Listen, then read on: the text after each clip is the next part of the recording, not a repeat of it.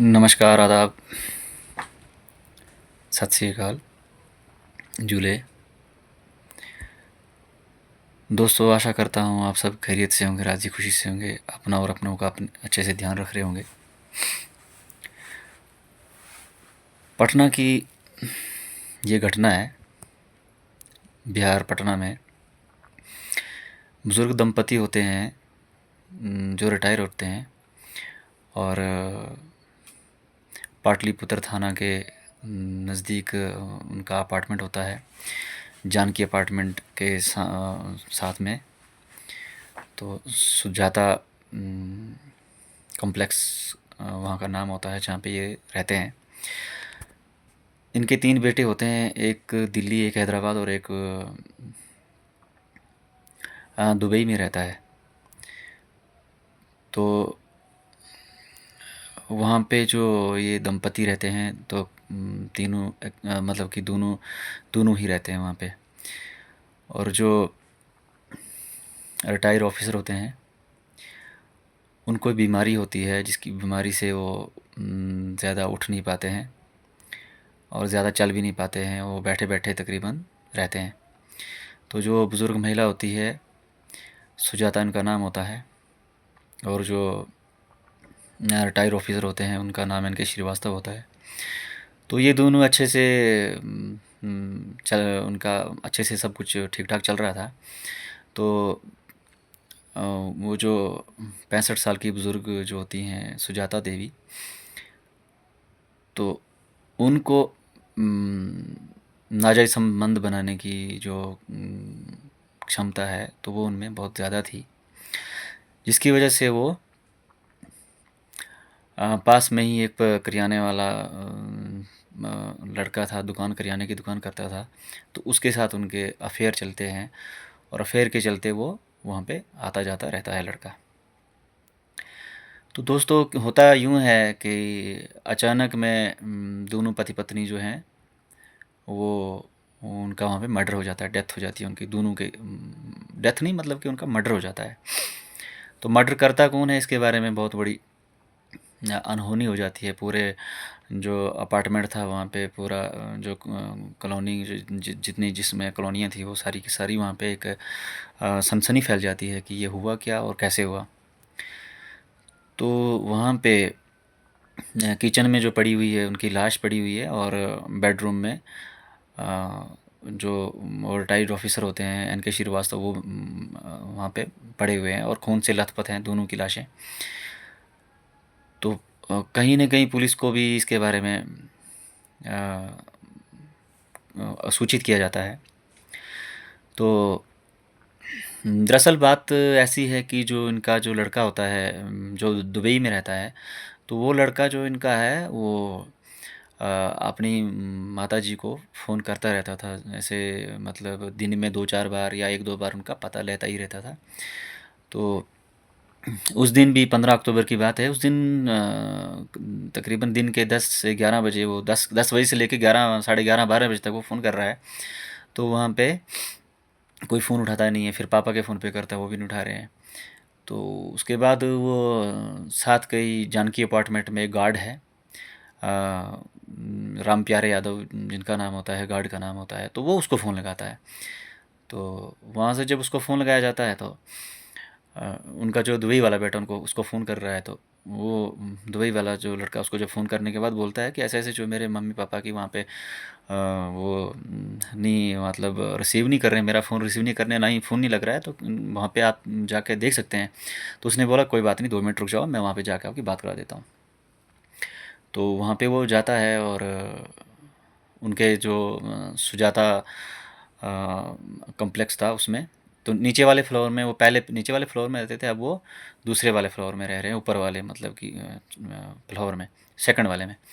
तो वहाँ पे जाता है, तो जाने के बाद वहाँ पे उसको जैसे ही वो अंदर जाता है तो वहाँ पे दरवाजे उनके खुले थे, तो वहाँ पे जाके देखता है तो वहाँ पे तो वो दोनों की लाशें पड़ी हुई हैं, डेड बॉडीज़ हैं वहाँ पे।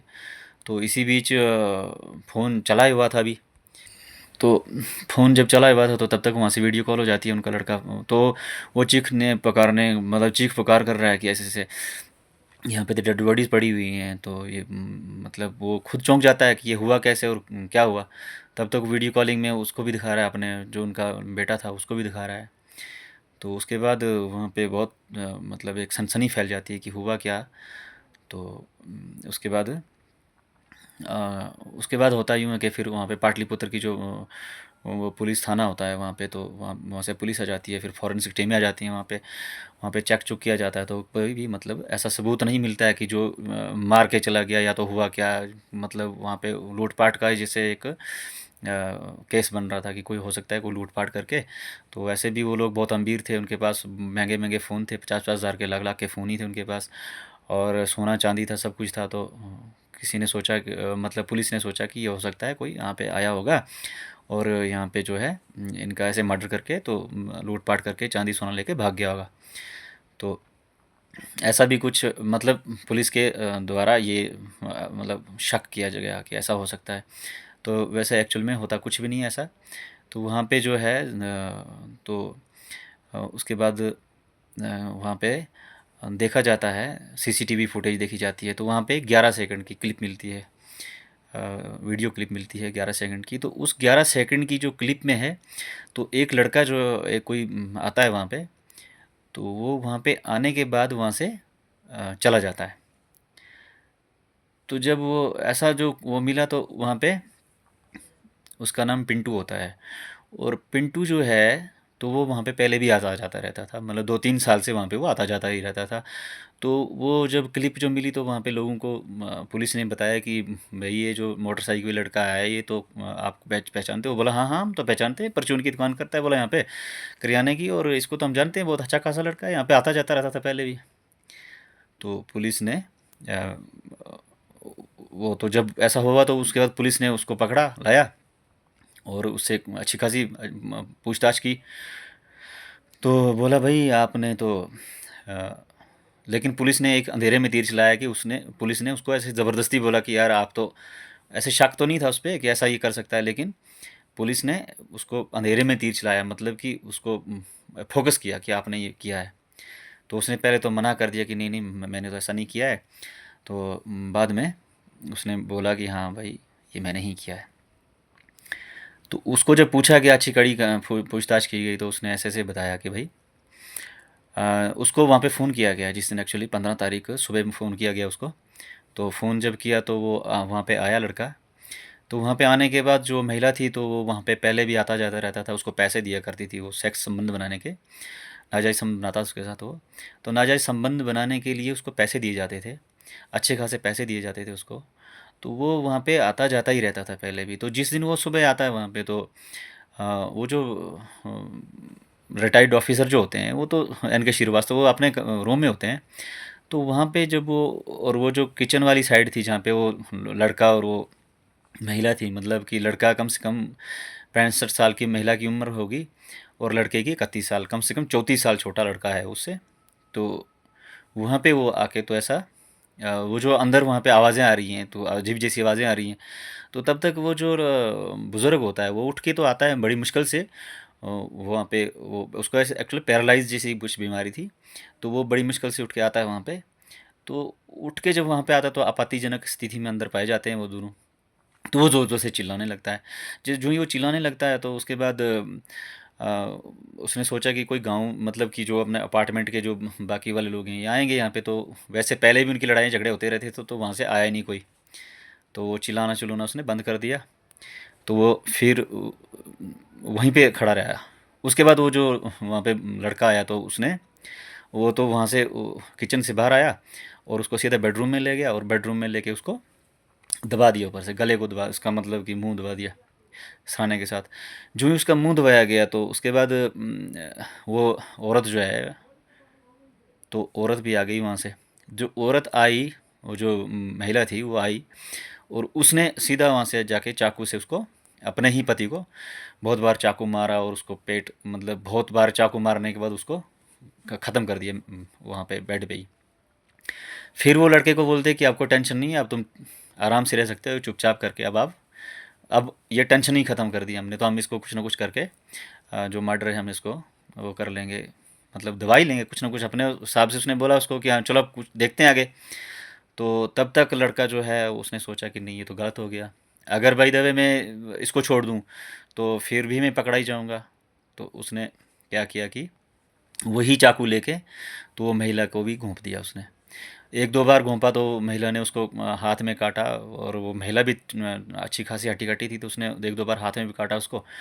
तो फिर से उसने चाकू मारे, तो उसने उसने भी अपने बचने की कोशिश की, लेकिन वो बच नहीं पाई, और उसको वहाँ पे उसने चाकू से पहले चाकू से घूम के मार दिया। फिर उसके बाद उसको वो जो सिलबट्टा होता है अंदर, तो सिलबट्टे से भी उसको बहुत मार दिया।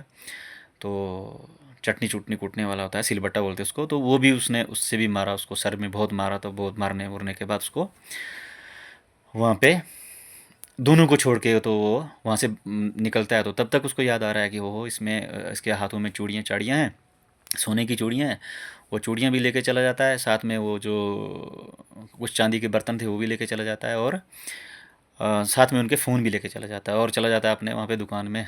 दिन को 10-11 बजे चला गया होगा, उसके बाद शाम तक वो वहीं पे रहा। शाम को एक सुनार के पास जाता है, और वो चूड़ियाँ वगैरह जो हैं उसके पास, वो जो चांदी के वो थे बर्तन थे, वो तो सुनजार को दे देता है 1 लाख रुपए में। तो 1 लाख में बेच के वो वहाँ पे चला जाता है, मतलब अपने फ्री हो जाता है। तो तब तक ये जो है यहाँ पे ये जब जैसे मतलब बाद में जब उसको पकड़ा जाता है तो उसने बोला कि भाई ऐसे ऐसे मैंने ही कत्ल किया है।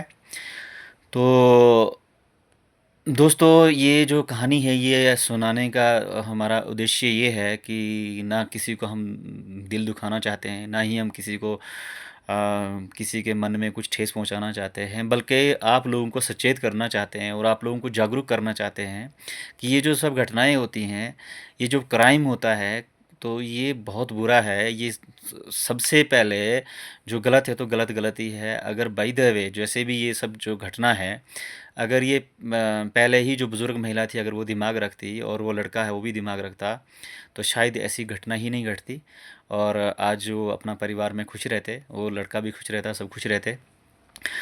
तो मतलब ये जो घटनाएं हैं ये घटने से पहले इंसान को सोचना चाहिए लाख बार। तो इसीलिए हम आपके लिए कहानी लेके आते हैं, प्रतिदिन हम एक अलग से कहानी लेके आते हैं, ताकि ये हमारा वीडियो देख के कोई आगे जो मतलब लोग हैं थोड़ा समझें। अगर कोई हमारा वीडियो देख के अगर इंस्पिरेशन हो जाए, उसको थोड़ा दिमाग आ जाए कि भाई ये गलत काम है, तो इसीलिए हम ये सब चीज़ें आपको सुनाते हैं।